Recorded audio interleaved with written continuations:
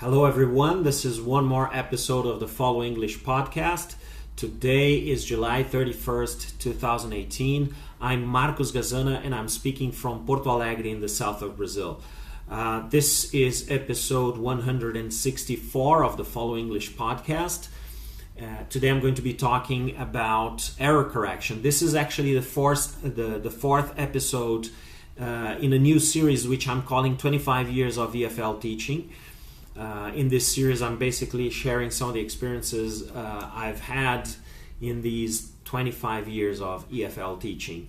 So today I'm going to talk about error correction, about three things you should consider as an EFL teacher. Let me go straight into the point. And by the way, if you want to check out the podcast webpage, you can just go to pod.followenglish.com.br, BR for Brazil. So you can also send emails to info@followenglish.com.br in case you want to suggest any topic or make your comments.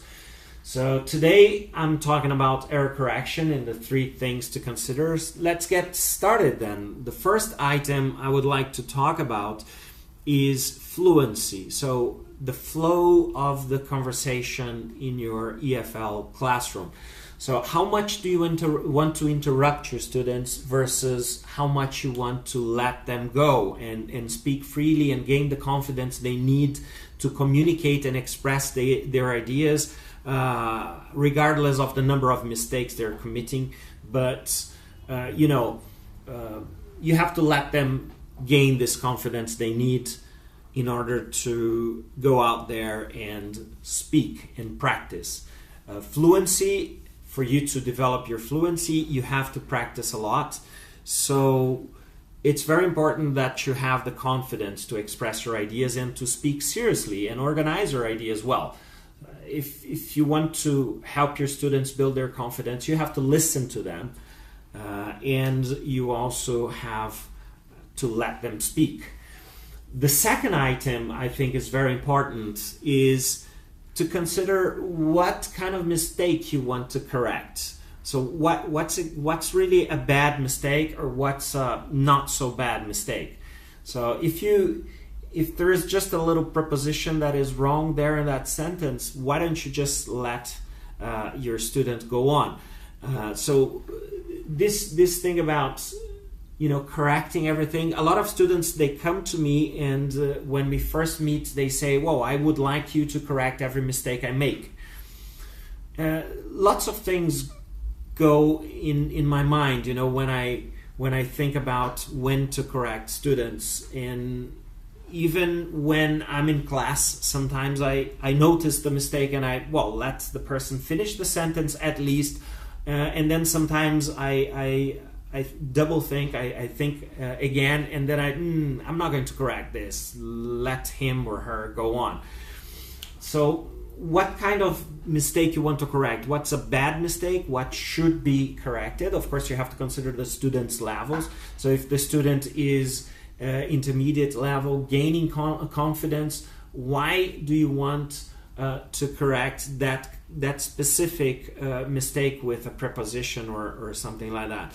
While if the student is a more advanced student, maybe the student is more prepared to to understand the corrections and to see alternative ways of saying something. And I think one of the positive things about correction is actually that it's being able to show the students alternative ways to express the same idea, and sometimes more natural ways, because this is what you want them to build, natural language and their confidence, of course.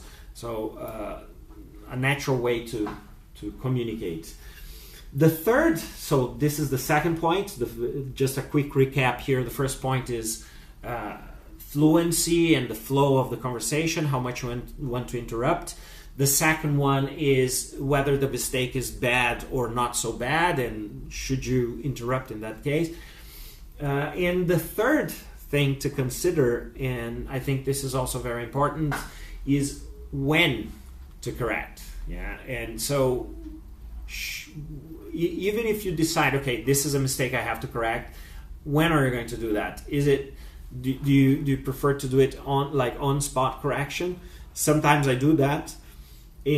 Or do you prefer to do what I normally like to call remedial work, which is something like, I don't know, at the end of the class you come back and then you say, hey, look, we were talking about this, and then you said this exactly like this. Then you write it on a board, and then you point out, hey, here you see this structure, maybe you could have used that or this. It's not so bad, or it's really bad. Sometimes you have to point out that this is a bad mistake. I think it's important to also make clear to the students what kind of thing you're correcting, if it's a bad mistake or not. It's important to make a point there, because if you tell them explicitly, oh, this is a bad mistake, you shouldn't be making this kind of mistake at this point of your fluency. This means that you're telling them this is a mistake you should make only if you're in a more basic level, not at the point where I am now. So let me correct this, let me concentrate on this, and let me correct this. Let me try to avoid making this mistake again. So this is it. I think error correction is a very polemical area in the EFL teaching. A lot of people talk about that. I have changed quite a lot along the years, and I think it's very important to keep the class going. So sometimes I take notes of the mistake I want to correct, and then I just bring that up at the end of the class. It's a sensible way, in my opinion. But some other teachers, they prefer to keep the on-spot correction, or even call the students' attention to the mistake and write the mistake on the board, but do it like on the spot. I do that sometimes, especially if I want to show some alternative structures, but I also sometimes correct much later on in the lesson, and I think it's also a good alternative. So this is it for today. I hope you're enjoying, and thanks for the positive feedback I've been getting by email, and well, I'll see you next time. Bye.